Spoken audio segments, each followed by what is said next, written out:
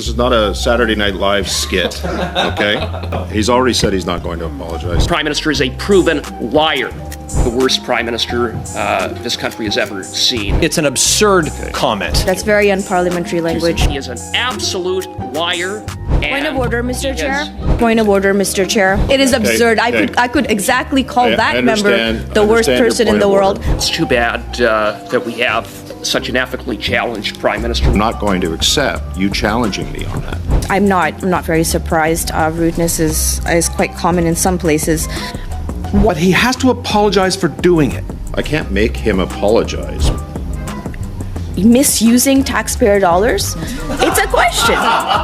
It's a very valid question. I am just as capable of calling people names. I think, again, it's very unparliamentary language for that member to be going down this path. You know, multiple ethical breaches, his law breaking, his lying.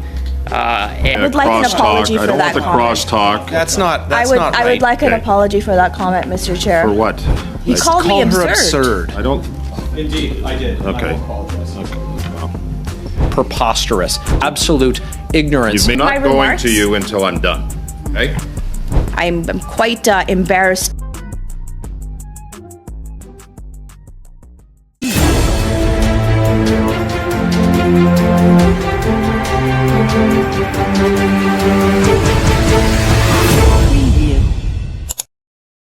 Mr. Barrett, you have the floor.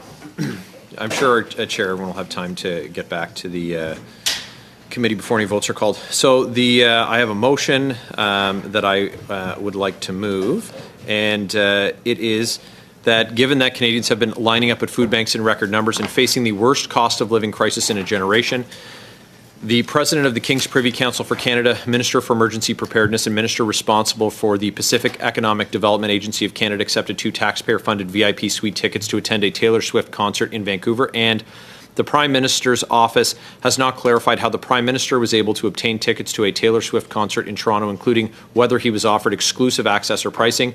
The committee order PAVCO to provide to the clerk of the committee within 2 weeks all records concerning the offer of providing of tickets for any of the Taylor Swift concerts at BC Place to any federal ministers, officials, or ministerial exempt staff, including copies of any related communications, and order the Prime Minister and the Prime Minister's office to provide the clerk of the committee within 1 week any records concerning payment for Taylor Swift concert tickets which the Prime Minister purchased. Yeah, thank you, Mr. Barrett. There's paper copies that are being circulated in both languages. Ms. Khalid, suivi par Monsieur Villemure sur la motion. If you're enjoying the content, please like the video, share with your friends, and hit the subscribe button down below. Thank you very much. It helps me out a lot. Thank you, Mr. Chair. I appreciate that. Really nice to have this meeting here today, although I had hoped that we would spend more time on issues that quite frankly have a greater impact on Canadians. And yet, here we are once again neglecting the real work that we should be doing and putting forward a whole bunch of very, very partisan mumbo-jumbo to debate here in this committee. No, Mr. Cooper and then Ms. Khalid. Mr. Cooper, on the motion Yes. as amended. Thank you, Mr. Chair. This is a motion that Canadians, frankly, deserve to see in the way of transparency on the part of this government. The fact that Minister Sajjan was offered and accepted tickets to a concert, the Taylor Swift concert, is a classic, straight-up conflict of interest. The minister accepted tickets from PAVCO, a provincial crown corporation. PAVCO receives funding from the federal government, including $116 million in the past year with respect to upgrades to BC Place in advance of the World Cup. The Conflict of Interest Act is crystal clear that no public office holder or member of his or her family shall accept any gift or other advantage that might reasonably be seen to have given to influence the public office holder in the exercise of an official power, duty, or function. Mr. Chair, here you have a public office holder, Minister Sajjan, accepting a gift for himself and for his daughter from a Crown corporation that seeks federal funding, that has received federal funding from a minister who sits at the cabinet table that makes decisions about whether to fund that Crown corporation. That is a conflict of interest. The fact that the minister, after he got caught, suddenly said, oops, I'm going to return the ticket, doesn't end the matter. That's not good enough. He got caught. That's the only reason he decided at the 11th hour not to attend. The fact of the matter remains that he was offered the ticket, he accepted the ticket, and we need to know about exactly how that took place, and there needs to be a level of accountability. And it is frankly reflective of a pattern of conflicts of interest and ethical lapses within this government. Minister Sajjan would not be alone in putting himself in a position to violate the Conflict of Interest Act because, after all, his boss, the Prime Minister, the serial lawbreaker, has broken the Conflict of Interest Act not once but twice, the first Prime Minister in Canadian history to do so. And that brings me to the Prime Minister. The Prime Minister attended the Taylor Swift concert in Toronto. Tickets were going for, in some cases, thousands of dollars. I'm sorry. I see the bells. Sorry, Mr. Cooper. I'm obligated at this point that the bells are ringing to seek unanimous consent of the committee. Is it a quorum call? It's not flashing no more. Okay, because they're not flashing. Okay, so continue, Mr. It looked like a quorum call. Go ahead, continue, Mr. Cooper. Mr. Chair, that brings me to the Prime Minister. The Prime Minister accepted tickets, or according to his version of events, bought tickets to the Taylor Swift concert in Toronto. Tickets for that concert were reportedly cost in the thousands of dollars, at minimum $1,500, some tickets going for thousands more. And the Prime Minister would have Canadians believe that he purchased those tickets. It was out of his own pocket. Well, if that is the case, then why is it that the Prime Minister and his office have refused to answer basic questions around the Prime Minister's attendance at the concert? The Prime Minister and his office have refused to disclose how much he paid for the tickets, when they were purchased, how many tickets did he purchase. If the Prime Minister, in fact, had purchased the tickets, wouldn't he be eager to say, I bought the tickets on such and such a day, and I paid such and such amount? Here are the receipts. There's nothing to see here. I simply went and attended a concert out of my own pocket. Mr. Chair, that would be what anyone would do if, in fact, they paid for the concert. The fact that the Prime Minister has been anything but transparent raises serious questions, and I would note that the record of the Prime Minister raises even more questions because, as I noted, this is a Prime Minister who is a serial lawbreaker. He is a Prime Minister who has violated the Conflict of Interest Act multiple times, investigated multiple times, and and not only that, but the Prime Minister is a proven liar. That's right. Here. He is an absolute liar. Point of order, Mr. Chair. I'm going to ask Mr. Cooper to be a little more judicious in his language. Go ahead. And on your point of order, go ahead. That was exactly my Thank you. point, Chair. That's you. very unparliamentary language. Be a It little- would be a be little really, more- really upsetting for that member if I called him a liar, You're not going to do that, are you, Ms. Khalid? because I respect the rules of this House and this place. Go ahead, Mr. Cooper.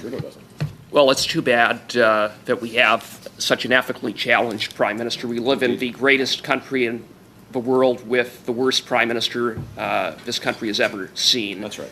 Again, And- point of order, Mr. Chair. Go ahead on your point of order. I don't see what that has to do with this motion. I think casting judgment on how good or bad somebody is doesn't really help us in getting through the orders of the day Well, today.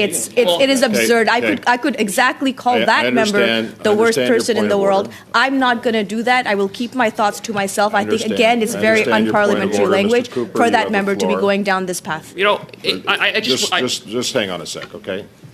So let's keep the train on the rails here. Mr. Cooper, you have the floor. Go ahead.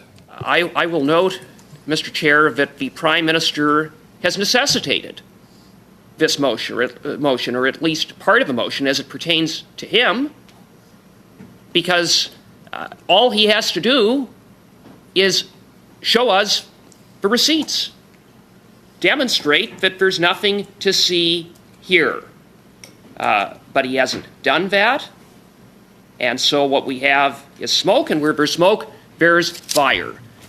And as I noted, added to that is the Prime Minister's multiple ethical breaches, his law breaking, his lying, and so taken together, we need Order, to Mr. get. Chair, you already asked him to stop with the lying. Well, he's not lying. He's talking about Justin Trudeau lying. Okay, Oh, he's so, lying too. Mr. Fisher, I got your point of order. Go ahead, Mr. Cooper. Well, and so taken together, this motion needs to be passed. We need to see the records. We need to see if the Prime Minister is,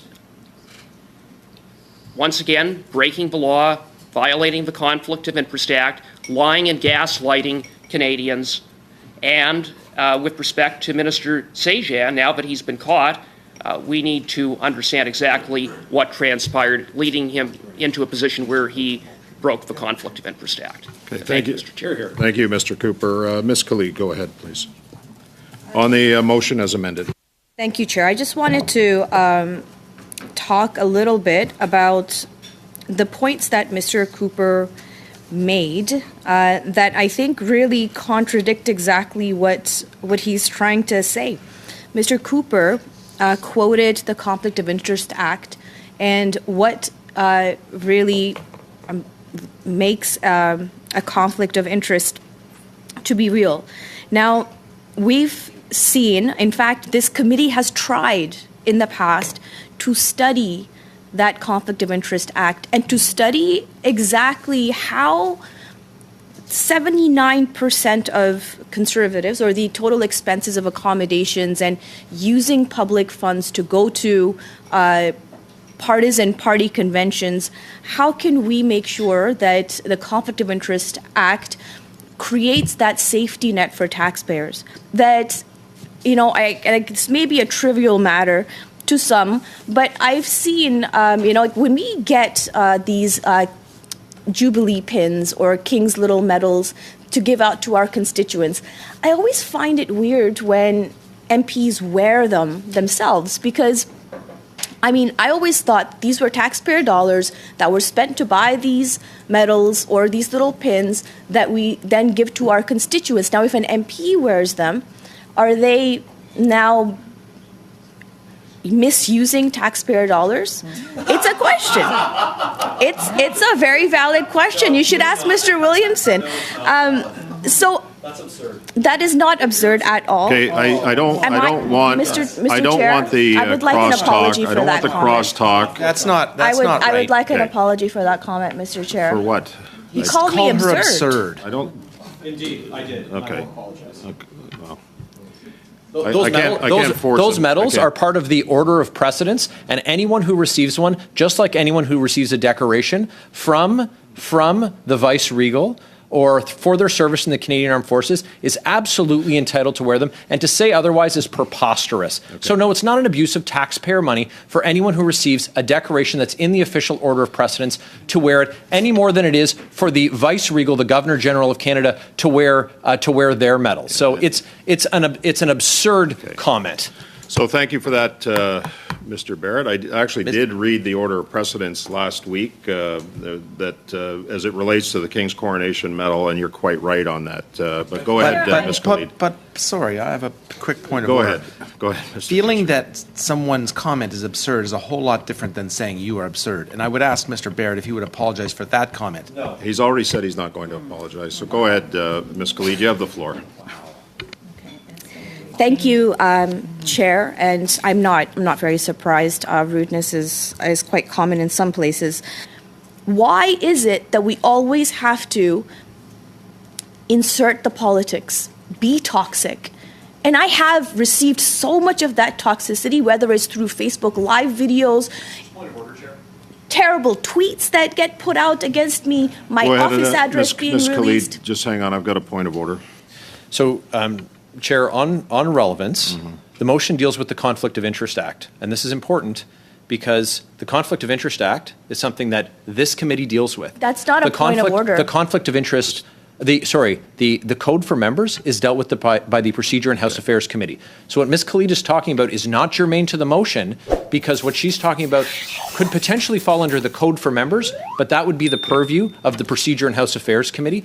This deals exclusive. Why ministers and the Prime Minister only? Because they are the only ones subjected to the Act. So I'm sure that all members have read it, and they've been here for years and years. But everyone needs to understand that the member opposite needs to understand that what she's talking about betrays her absolute ignorance about the Act and the code. Mr. Barrett, you made your point on the Act, the difference between the Act and the code. I appreciate that. I do want to have a point on that same point of order, Chair. I did not appreciate the last part of it. That's the definition of I mean, Chair, I am just as capable of calling people names. I refrain myself because I have respect for this committee and this place. Ms. Khalid, hang on a sec, okay? This is the second or third time he's done it today, Chair. A lack of just today. understanding is Just today. Mr. Chair, I would prefer it as in a different tone, in a different context, Mr. Barrett. Okay, to be fair. Point of order. I've got several point of orders here. Go ahead. I had called a point just on that same point of order that Mr. Barrett has raised. Can we just agree to? No, Chair. I do want to make a point here. Hang on a sec. I'm not going to you until I'm done. Okay. We just agree that we're going to get through this, and we're not going to go point counterpoint. This is not a Saturday Night Live skit. Okay. Let's just get through this without any assertions. Okay? Please. Ms. Khalid. No, go. Brenda has a point of order and I have a point of order. Well, I'm going to go to Mr. Fisher and then Ms. Shanahan on the points of order. Go ahead. I get, Mr. Chair, that you want to see this go a little bit more smoothly, but when SO 18, Standing Order 18, which says you can't use offensive words against either House or against any member thereof, and you wipe it away by asking him not to do it again, then he does it again. I've asked him not to do it. But he has to apologize for doing it. I can't make him apologize, Mr. Fisher. I can't, okay? So I am trying to control this meeting as best I can. By allowing him to get away with this. Let me ask you a fair question, Mr. Do I know what he's going to say until he says it? Does anybody in this room know that? So I can only deal with the words and the actions that are spoken. Right. And so I'm dealing with it as best I can. I've asked everybody for some calm and to get through this motion as best we can without name calling on all sides, not just one side. Okay? So that's how I'm dealing with it. If you have a better suggestion, then let me know. I will say that no one on this side has said anything close to offending Standing Order 18, like has been said by two of the three. Fine. Ms. Shanahan, go ahead. On your point of order. Mr. Chair, I find that surprising that you claim that you don't have the power, the authority to bring decorum to this committee, because indeed you do. You can demand that the member withdraw his comment. You asked him to apologize and he refused to apologize. That's a direct challenge to you. You can then go further and ask him to withdraw his comments. And if he refuses to do that, then I think you need to take the next action, which is you take it from there. Okay. But if I were in your place, I would ask your whip to remove him as a member on this committee. Okay, thank you for that intervention. I'm asking for decorum. I expect decorum from this point forward. I am not going to accept anything less than that, okay? And I'll deal with it if I have to. I have the floor. You go ahead with the floor. I see Mr. Maloney's hand up. I don't know what that's for. Mr. Maloney? I was going to get involved in this point of order, but just add me to the speaking list, perhaps, please, Chair. Thank you. Go ahead, Ms. Khalid, you have the floor. Thank you, Chair. As I was interrupted, I would like to clarify that at the beginning of my remarks, when I had first started, I had said that I was going to start by countering some of the points that Mr. Cooper had made in his remarks. And it was Mr. Cooper that was talking about Conflict of Interest Act, not myself. And I was, as he was talking, was making notes on exactly all of the instances where he was being quite hypocritical in his remarks. And so if I'm ignorant and you're hypocritical, then, you know, this is an eye for an eye and we'll make the world blind. I'm trying to get through this meeting. I'm trying to have a respectful conversation, and I'm trying to take the partisan politics out of the work that we do. We have, in so many ways, stepped away from the true meaning of this committee. And I know Mr. Villemure and I have had these conversations many times, when all I'm trying to do, Chair, is to see how we can better ensure that parliamentarians, all of them, conduct themselves in the manner that a parliamentarian should. Again, I'm quite embarrassed by what Canadians would have watched today by the conduct of my colleagues here. I'll park my comments there, Chair. Okay, Ms. Shanahan, you have the floor. Go ahead. Thank you, Chair. And I just want to put on the record that when abusive comments, unparliamentary language is used by members, it's not the individual members that are affected. It is the honor of this House. It is the honor of our parliamentary Westminster system, which relies on people being able to speak with each other, de parler entre eux. We expect that we can be respectful in how we speak to each other. On our own behalf. It's not our own particular interests that we are bringing forward. They're the interests of the people that we represent and Canadians as a whole. And that is why, Chair, I must say, I am disappointed that you have not taken a firmer hand in the conduct that has Ms. occurred Shanahan, here. I have two options if the meeting is disruptive, and that is to suspend the meeting or adjourn the meeting. Those are the only two options that I have at that point. So I've chosen not to do that, hoping that we can get through this motion. And I'm sorry you're disappointed, but I'm exercising my authority as chair to the best that I know, and I'm not going to accept you challenging me on that. I'm doing my best here. I've asked for decorum, I expect decorum, and that's the way we're going to proceed. If we don't have it, then I'll think about those other two options. Well, and indeed, Chair,